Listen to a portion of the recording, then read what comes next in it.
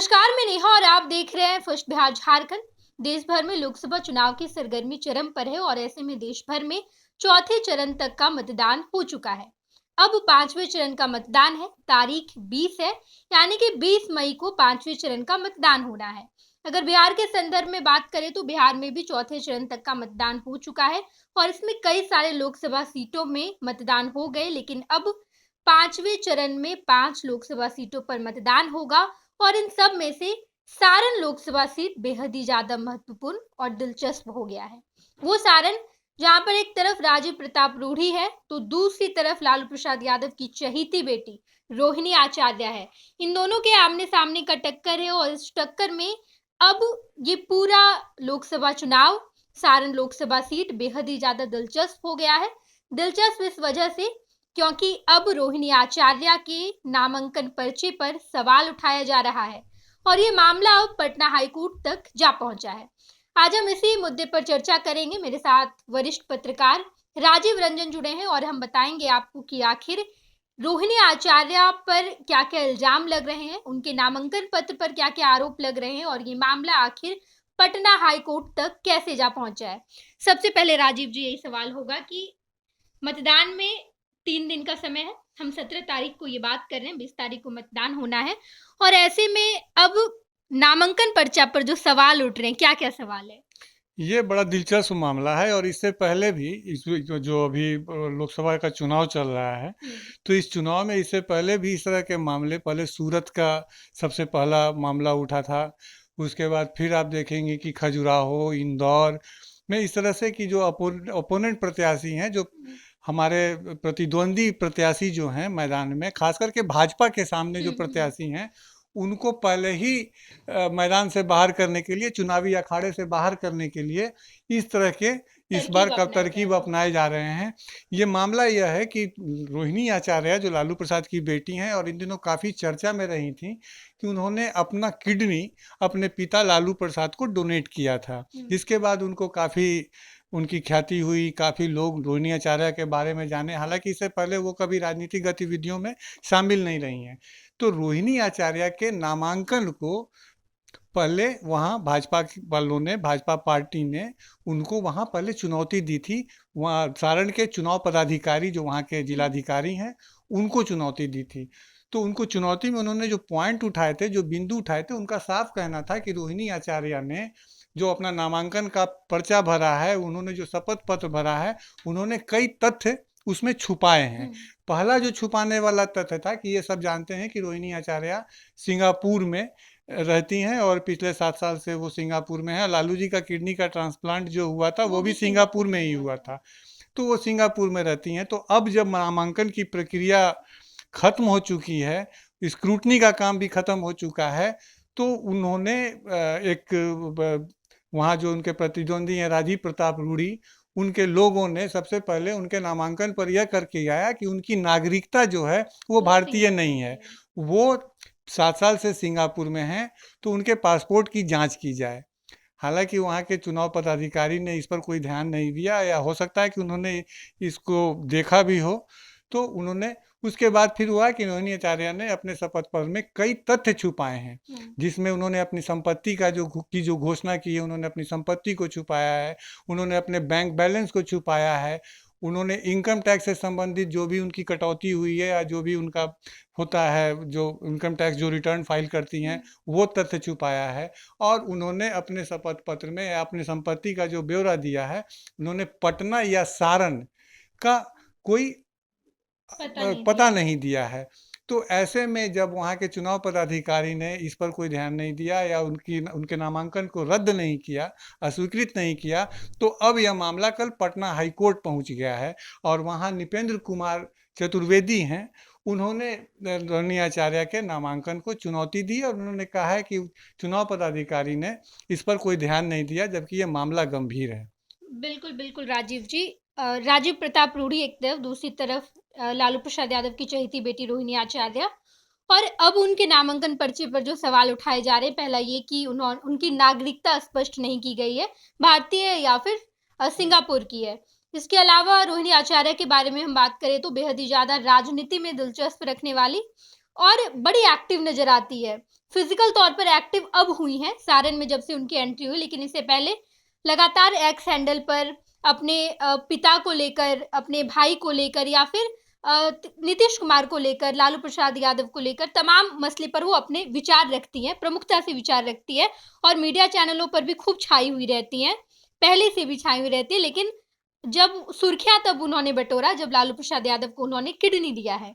उसके बाद अब आरोप ये भी लगाए जा रहे थे कि लालू प्रसाद यादव तो किडनी लेकर टिकट बांटते, ये भी खूब आरोप ये चर्चा ये का ये विषय रहा। काफी स्तरहीन राजनीति का जो इस तरह के जो बयानबाजी है वो हम देख रहे हैं कि खास करके ये जो 2024 का जो लोकसभा चुनाव है ये काफी स्तरहीन हो चुका है। और ये भाजपा के प्रदेश अध्यक्ष सम्राट चौधरी ने इस तरह की बात की थी कि लालू प्रसाद बिना किसी लेन देन के किसी के लिए कुछ नहीं करते, टिकट नहीं देते, और उन्होंने बेटी का भी जब किडनी लिया है तब उनको टिकट दिया गया है। तो इस तरह का हम यहाँ इस बारे में बात करेंगे कि सारण का जो चुनावी अखाड़ा है वो किस तरह सजा हुआ है और ये वहाँ प्रतिद्वंदिता जो रही है वो किस तरह की रही है।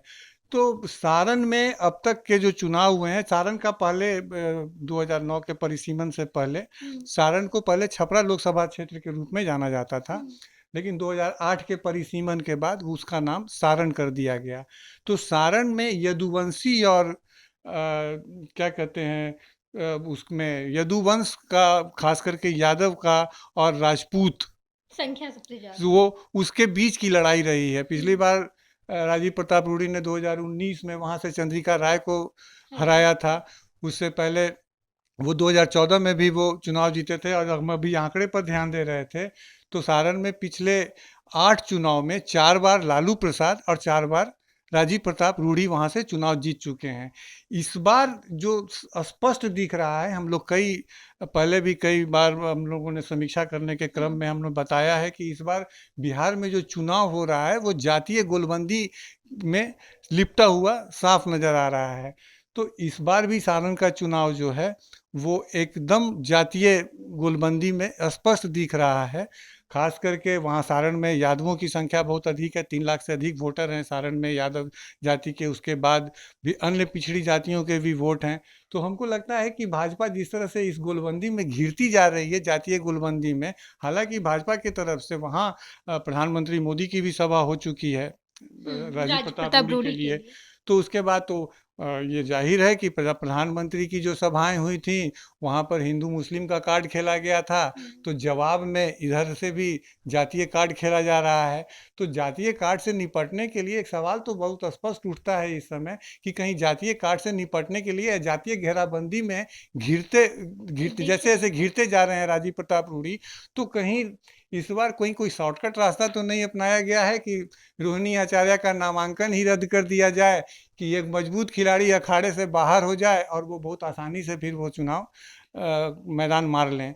तो ये काफ़ी दिलचस्प खैर होता जा रहा ये है ये चुनाव बिल्कुल सारण बिल्कुल का। राजीव जी, क्योंकि हम जब जब रोहिणी आचार्य को चुनावी प्रचार करते देखते हैं तो टक्कर देने में बड़ी ऐसे ऐसे भाषण रोहिणी आचार्य देती है। उन्होंने प्रधानमंत्री नरेंद्र मोदी को भी निमंत्रण भेजा कि आप आइए, आप तो हमारे अंकल जी हैं, चाचा जी हैं, आइए मोदी अंकल, हम लोग बैठेंगे, आ ही रहे आप राजीव प्रताप रूडी के लिए, चाय चाय पर चर्चा होगी हमारे साथ, हम आपको बताएंगे कि आखिर आपके जो सांसद है उन्होंने क्या क्या काम किया है आपके क्षेत्र में, लोग बड़े परेशान हैं, इन तमाम मुद्दों पर हम बातचीत करेंगे। उन्होंने निमंत्रण भी दिया था प्रधानमंत्री नरेंद्र मोदी को और ये भी कहा था कि आप राजीव प्रताप रूडी के लिए आ ही रहे हैं तो हम भी आपकी भतीजी है, मेरे लिए भी थोड़ा सा प्रचार कर दीजिएगा। ये तमाम जो रोहिणी आचार्य ढेर सारे मंचों से ये भाषण देती नजर आई। और हम जब देखते हैं जहां से हम देख पा रहे हैं वहां से टक्कर 50-50 का दिखाई देता है, आमने सामने का टक्कर दिखाई देता है। आपने अभी बताया कि यदुवंशियों की संख्या सबसे ज्यादा है सारण लोकसभा सीट पर। इसका लाभ लालू प्रसाद यादव और रोहिणी आचार्य को हमेशा से मिलता आ रहा है और इस बार भी ऐसा लग रहा है कि मिलेगा सारण में। बिल्कुल, जो जातीय गोलबंदी का जो खेल है वो अभी हाल में जो पिछले दिनों जो जातीय सर्वे हुआ था बिहार में, उसमें स्पष्ट ये आंकड़े सामने आए थे कि पिछड़े अति पिछड़ी जो मतदाता हैं हमारे यहाँ, जो उसकी आबादी है वो सबसे अधिक है।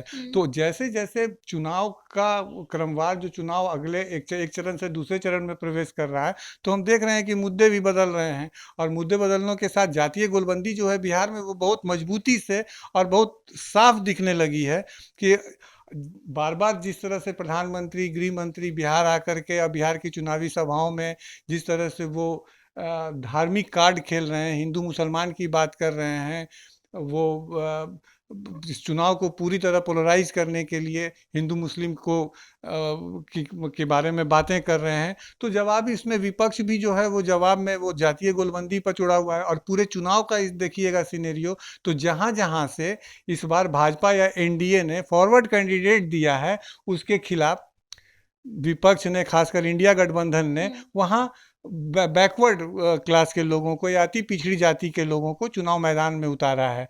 तो ये तैयारी जो थी वो उस समय से शुरू हो चुकी थी जब बिहार में जातीय सर्वे का काम पूरा हुआ था और उसकी रिपोर्ट सामने आई थी।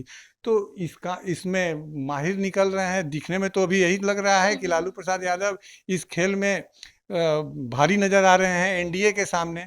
अब देखना दिलचस्प होगा कि चुनावी नतीजे क्या बताते हैं, और चुनावी नतीजे के दिन हम बता सकते हैं, हम और आप दोनों बता सकते हैं कि ये जातीय कार्ड बिहार में ज़्यादा सफल रहा या फिर प्रधानमंत्री, गृह मंत्री ने जो यहाँ करिश्मा जो किया, और हर चुनावी सभा में कभी मछली खाने का मुद्दा हो गया कि वो चैती नवरात्र के समय मछली और मटन खाने की बात हुई, फिर मंगलसूत्र की बात हुई, उसके बाद अगर आपके पास 2 भैंस है तो 1 भैंस ले लेने की बात हुई। उसके बाद अब धीरे-धीरे राम मंदिर का मुद्दा भी यहाँ कहीं नज़र नहीं आ रहा था।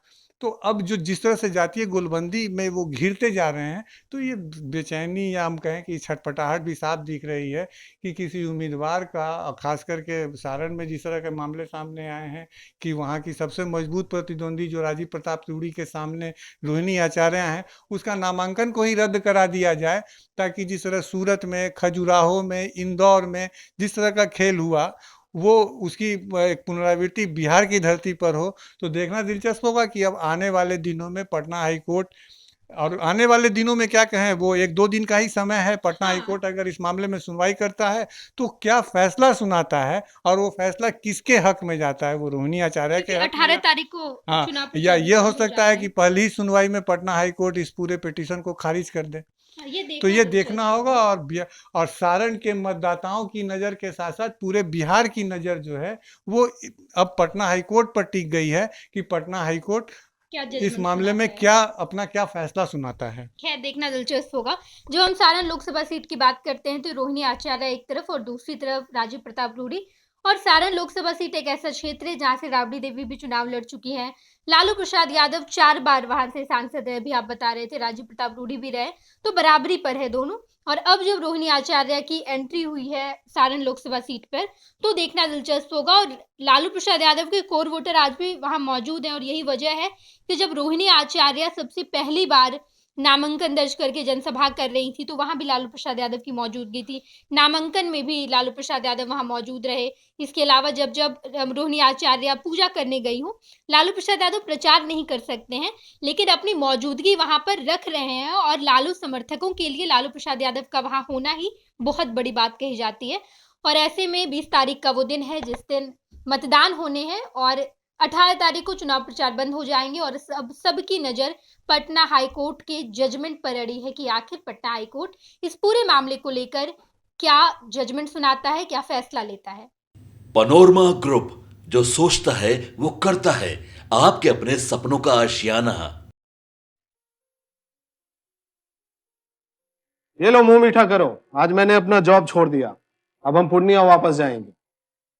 जॉब छोड़ दिया है? मतलब ये घर कैसे चलेगा, हम करेंगे क्या, और माँ बाबूजी क्या बोलेंगे? इसलिए मैं एक और मिठाई का डब्बा लाया, अपने बिजनेस के लिए लोन अप्रूव हो गया।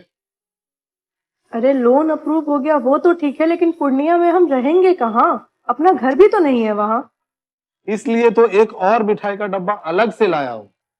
हमने पूर्णिया में घर ले लिया है, पूर्णिया के ई होम्स पैनोरमा में। पूर्णिया में पैनोरमा ग्रुप लेकर आए हैं ई होम्स पैनोरमा। बड़ा घर, आलीशान जिंदगी और अत्याधुनिक सुविधाओं के संग। अरे अब क्यों मुंह मीठा करवा रही हो? क्योंकि हम घर वापसी जो कर रहे हैं। घर वापसी की खुशी पूर्णिया में ई होम्स पैनोरमा के संग। ई Homes Panorama, luxurious lifestyle redefined.